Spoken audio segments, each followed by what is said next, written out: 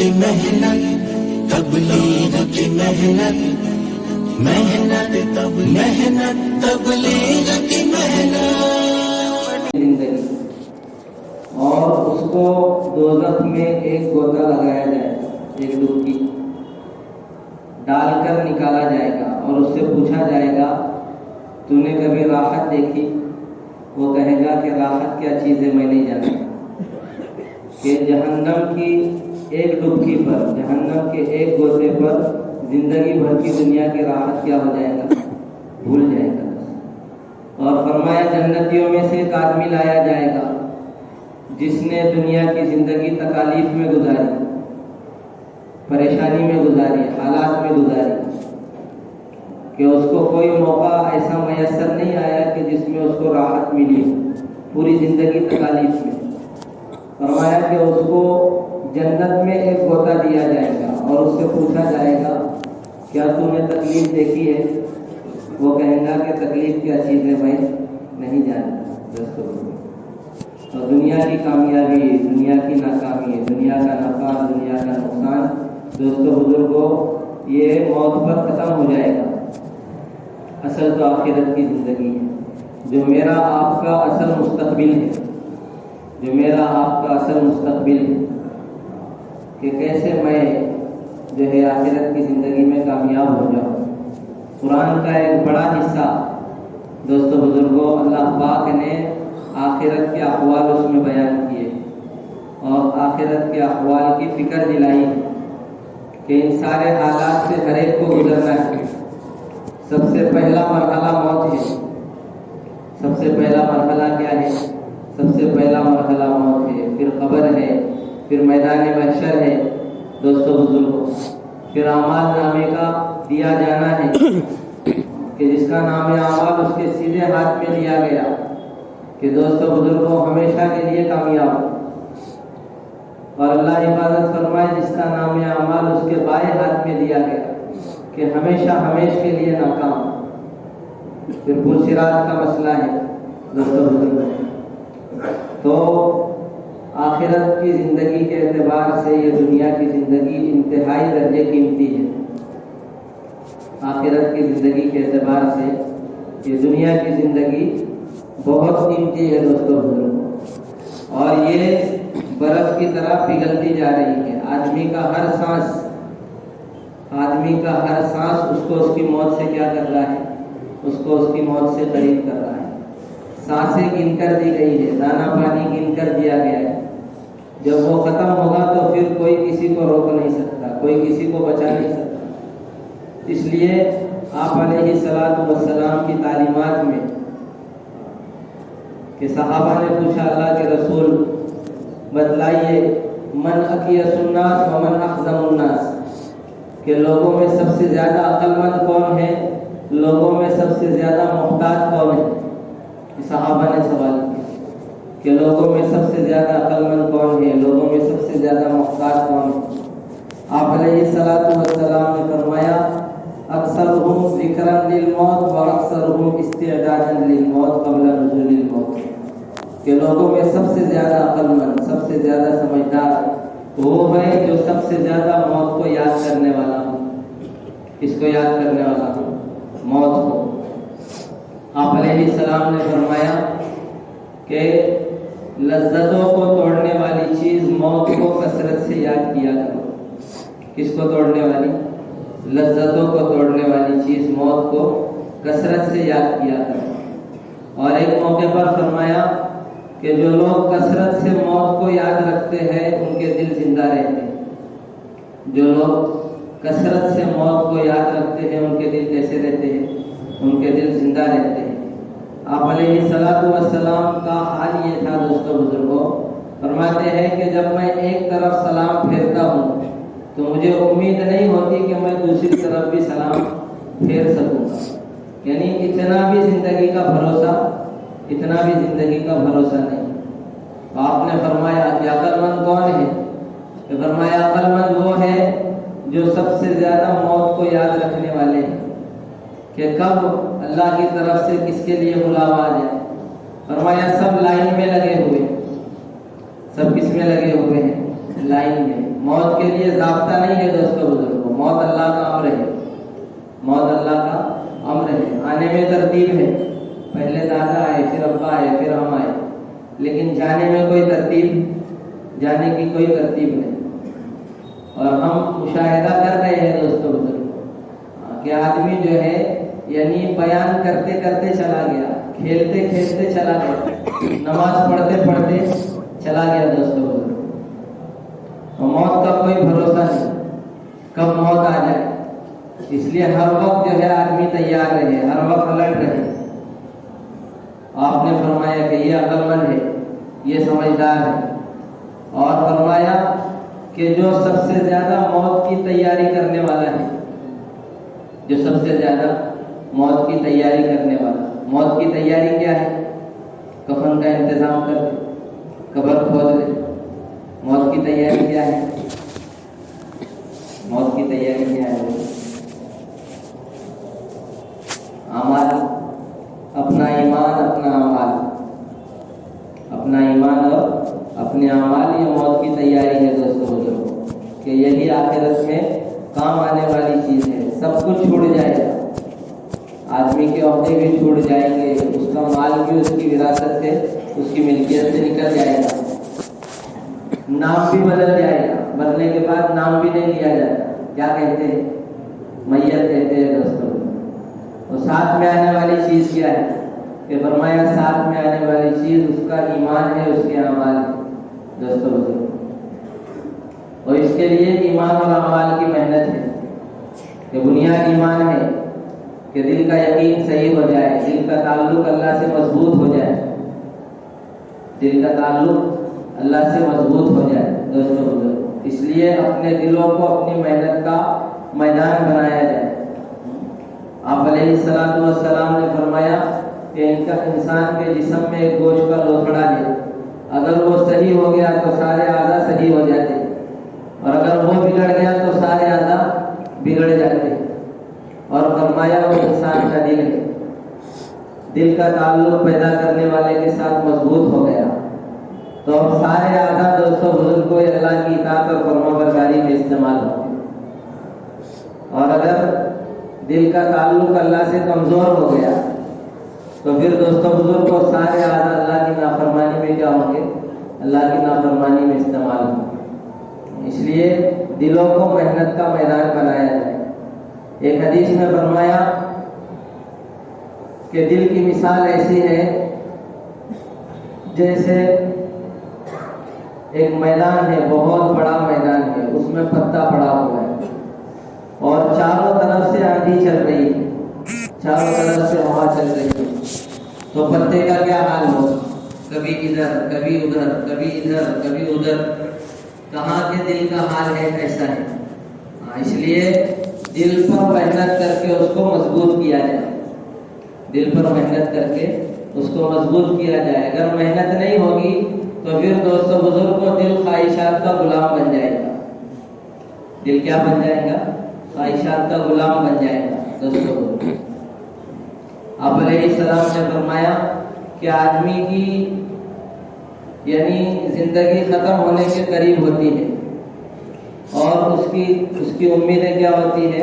آدمی بوڑھا ہوتا ہے, اس کی امیدیں جوان ہوتی ہے. آدمی کیا ہونے لگتا ہے؟ بوڑھا ہونے لگتا ہے, موت سے قریب ہونے لگتا ہے, اور اس کی امیدیں کیا ہونے لگتی ہے؟ اس کی امیدیں جوان ہونے لگتی ہے. مثال دے کر فرمایا جیسے یہاں آدمی کی موت ہے اور یہ اس کی کیا ہے؟ یہ اس کی امید ہے دوستوں بزرگوں.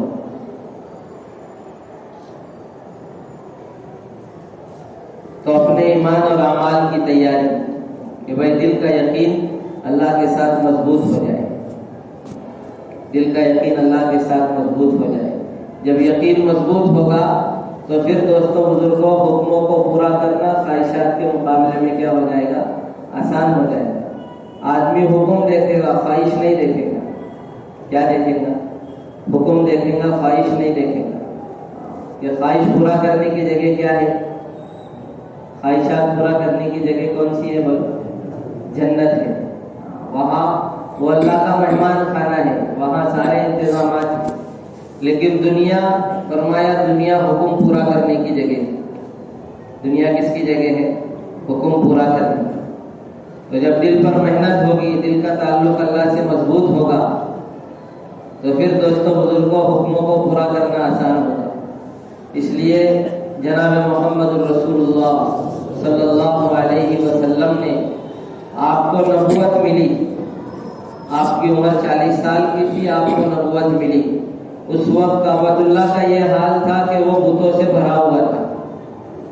کعبۃ اللہ کا حال تھا کہ وہ بتوں سے بھرا ہوا تھا۔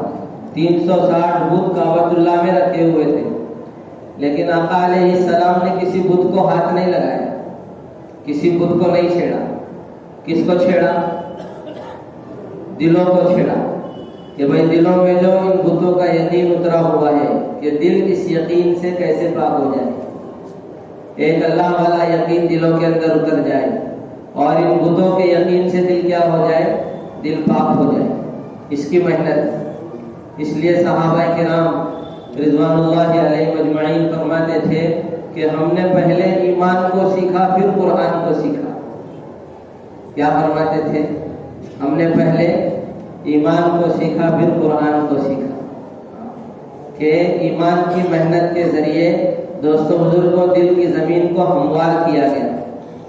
ایمان کی محنت کے ذریعے دل کی زمین کو ہموار کیا گیا۔ جب دل کی زمین نرم ہو گئی تو پھر اللہ کی طرف سے احکامات کیا کیے گئے؟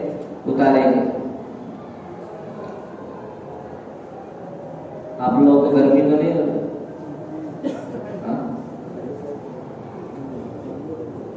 ذرا سونے والوں کو جگاتے رہو۔ بہت سارے سامنے بیٹھ کر سو رہے ہیں اور بہت ساروں کو جمائی بھی آ رہی ہے۔ نیند جو ہے نا، نیند یہ وائرس ہے۔ یہ کیا ہے؟ یہ وائرس ہے۔ ایک کو آئی تو دوسرے کو بھی آئے۔ تھوڑا چوکنا ہو کر بیٹھے۔ آپ حضرات بہت قربانی کے ساتھ یہاں پر آئے، تو یہ بیٹھنا وصول ہونا چاہیے۔ کیا ہونا چاہیے؟ وصول ہونا چاہیے، ورنہ بولنے والا بھی متاثر ہو جائے۔ اور کسی کو نیند آ رہی ہے تو اس کو جگاتے رہے۔ دین کی مجلس میں سونا، بعض لوگ بولتے کہ یہ سکینہ نازل ہو رہی، سکینہ نہیں ہے۔ اگر میدان جنگ میں کسی کو نیند آ رہی ہے، میدان جنگ میں کسی کو جمائی آ رہی ہے، کہاں؟ جنگ کے میدان میں کسی کو اگر نیند آ رہی ہے، جمائی آ رہی ہے، تو فرمایا کہ یہ رحمت ہے۔ یہ کیا ہے؟ اللہ کی طرف سے رحمت ہے۔ جیسے بدر کے موقع پر صحابہ کو نیند آ رہی تھی، ایسی تلوار اٹھاتے تھے اور تلوار ہاتھ سے کیا ہو جاتی تھی؟ چھوٹ جاتی تھی۔ اور دین کی مجلس میں سونا، فرمایا یہ زحمت ہے، یہ نقصان ہے۔ یہ کیا ہے؟ بولو، یہ نقصان ہے۔ کریں گے فکر انشاءاللہ۔ تو دوستوں بزرگوں، کہ اس کی محنت، اس کی فکر، اس کی کوشش، کہ بھائی دل کا تعلق اللہ سے کیا ہو جائے؟ مضبوط ہو جائے۔ دل کا تعلق اللہ سے مضبوط ہو جائے۔ تو آقا علیہ السلام نے بتوں کو نہیں چھیڑا۔ کس کو چھیڑا؟ یہ اس دل میں جو بتوں کا یقین اترا ہوا ہے کہ یہ بت روزی دینے والا، یہ بت جو ہے حفاظت کرنے والا، یہ دشمن کے مقابلے میں غلبہ دینے والا، اور یہ اولاد دینے والا، کہ 360 بتوں کے تعلق سے 360 یقین بنے ہوئے تھے۔ کیا آپ نے اس کی محنت کی کہ دل ان غلط یقینوں سے پاک ہو جائے اور ایک اللہ والا یقین دلوں کے اندر اتر جائے کہ کرنے والی ذات کس کی ہے؟ ایک اکیلی اللہ کی ہے۔ اللہ سے ہوتا ہے، اللہ کے غیر سے، اللہ کے بغیر کچھ بھی نہیں ہوتا ہے۔ سب عاجز اور بے بس ہے۔ سب کیا ہے؟ بولو، عاجز اور بے بس ہے۔ دوستوں بزرگوں، اللہ کو کسی کی ضرورت نہیں، لیکن اللہ کا ہر غیر اللہ کا محتاج ہے۔ اللہ کا ہر غیر اللہ کا محتاج ہے۔ دوستوں بزرگوں، اللہ سمجھ ہے۔ سمجھ کہتے ہیں جس کو کسی کی ضرورت نہیں اور اس کا ہر غیر اس کا کیا ہے؟ اس کا محتاج ہے۔ دوستوں بزرگوں، تو اس کی محنت کہ بھائی دل میں اللہ والا یقین اتر جائے، دل میں اللہ کی بڑائی اتر جائے، دل میں اللہ کی عظمت اتر جائے، دل میں اللہ کی بزرگی اتر جائے، حسن ظن قائم ہو جائے، اچھا گمان، کہ اللہ کے ساتھ اچھا گمان. آپ نے فرمایا انا عند ظن عبدی بھی، کہ میں بندے کے ساتھ ویسا ہی معاملہ کرتا ہوں جیسا بندہ میرے ساتھ گمان رکھتا ہے. دوستو تو یہ چیز محنت سے حاصل ہو، اس کے لیے ہم سب کو محنت کا مکلف بنایا ہے کہ روزانہ ہم ایمان کی محنت کریں، کہ روزانہ اللہ کی بڑائی کا تذکرہ کریں، روزانہ اللہ سے ہونے کا تذکرہ کریں، کہ جتنا زبان اللہ کو بولے گی اتنی اللہ کی بڑائی دل کے اندر کیا ہوتی چلی جائے گی، اترتی چلی جائے گی.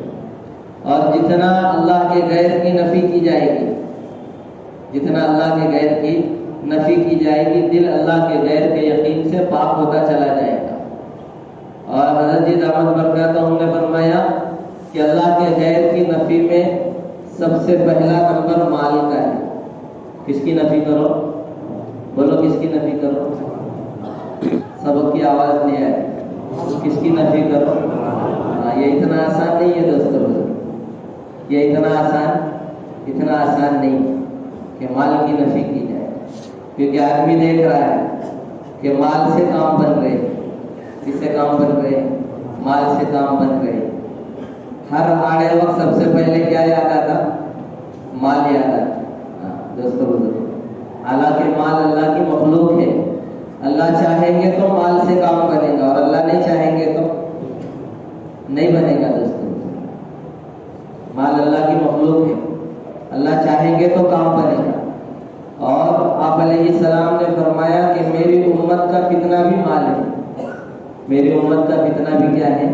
مال ہے. فرمایا مال آتا ہے تو حاسدین پیدا ہو جاتے ہیں، مال آتا ہے تو حاسدین پیدا ہو جاتے ہیں. تو دوستو بزرگوں، مال کا یقین دل سے نکالا جائے کہ پیسوں سے کچھ نہیں ہوتا. پالنے والا کون ہے؟ پالنے والا اللہ ہے. اگر پیسوں سے ہوتا تو جتنے بھی مال والے گزرے ہیں دوستو بزرگوں، قارون کے پاس کتنا مال تھا. ان قارون کان من قوم موسیٰ فبغى علیہم وآتیناہ من الکنوز ما ان مفاتحہ لتنوء بالعصبۃ اولي القوہ. کہ قارون یہ حضرت موسیٰ علیہ السلام کا رشتہ دار تھا، حضرت موسیٰ علیہ السلام کی قریبی رشتہ داری تھی، غالباً چچا زاد بھائی تھا. لیکن حضرت موسیٰ علیہ السلام کی نافرمانی کی، اور اللہ نے اتنا خزانہ دیا تھا کہ اس کے خزانے کی چابیوں کو پہلوانوں کی جماعت اٹھاتی تھی. چابیاں اتنی ہیں تو خزانہ کتنا ہوگا. لیکن کیا انجام ہوا دوستو بزرگوں؟ کیا انجام ہوا کہ اپنے محل سمیت جو ہے زمین میں کیا کر دیا گیا؟ دھسا دیا گیا. فخسفنا به وبداره الارض فما كان من المنتصرین. کہ ہم نے اس کو اس کے محل سمیت کیا کر دیا؟ زمین میں دھسا دیا، اور کوئی اس کا مددگار نہیں. اگر مال میں کامیابی ہوتی تو قارون کامیاب ہو جائے. فرعون کو اللہ نے مال دیا تھا لیکن غرق ہو گیا.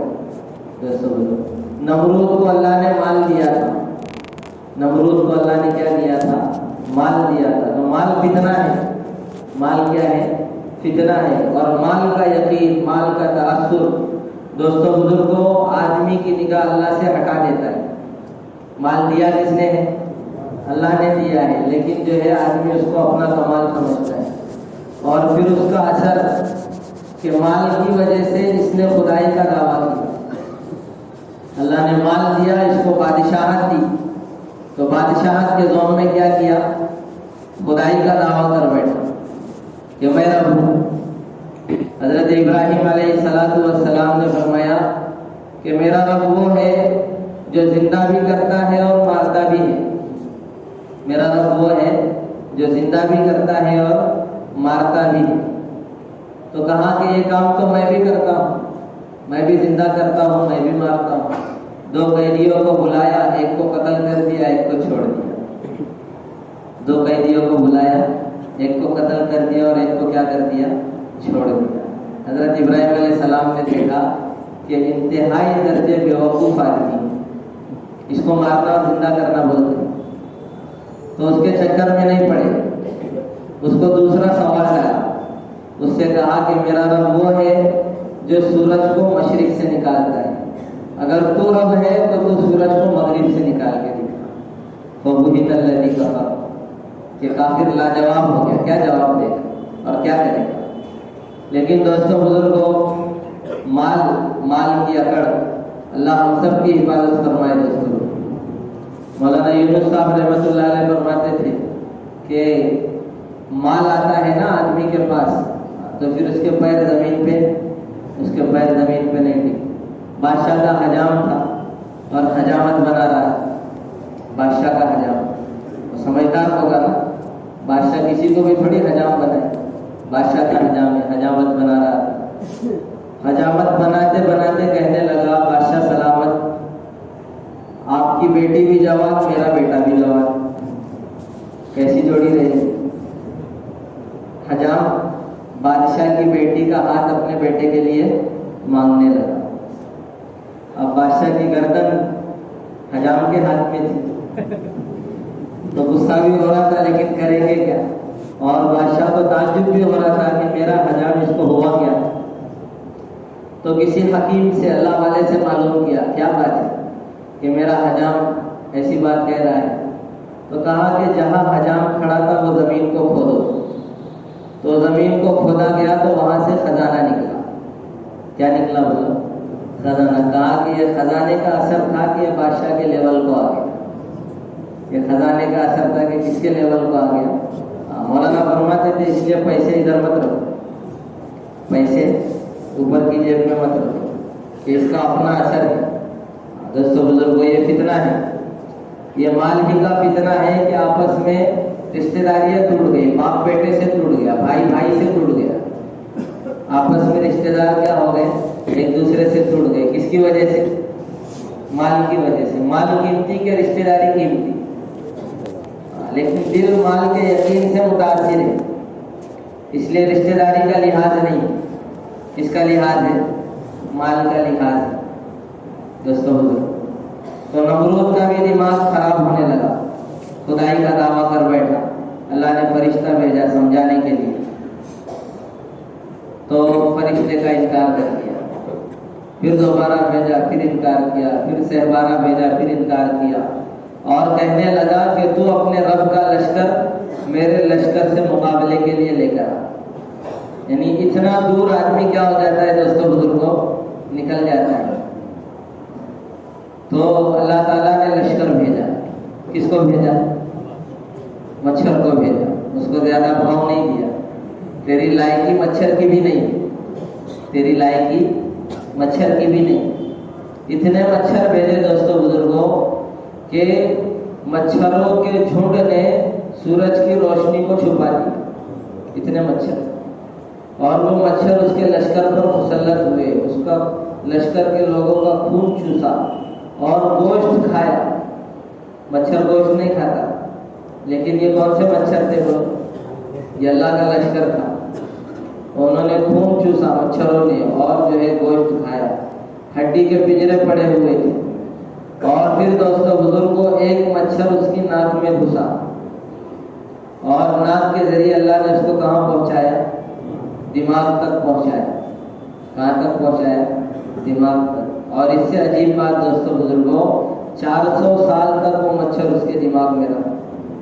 کتنے سال تک؟ کتنے سال تک؟ 400 سال تک. یہ میں آپ کو ایسی ہی سنی سنائی بات نہیں بول رہا ہے، یہ تفسیر ابن کثیر میں لکھا ہوا ہے. کس میں لکھا ہوا ہے؟ تفسیر ابن کثیر میں یہ تفسیر لکھی ہوئی. تو لکھا ہے کہ سب سے سخت عذاب جو اللہ کی طرف سے کسی پر آیا ہے تو وہ نمرود پر آیا، کہ دوسرے لوگ تو فرعون تو غرق ہو کے مر گیا. کسی قوم پر ہوا کا طوفان آ گیا وہ ہلاک ہو گئی. لیکن نمرود 400 سال تک روزانہ مرتا تھا.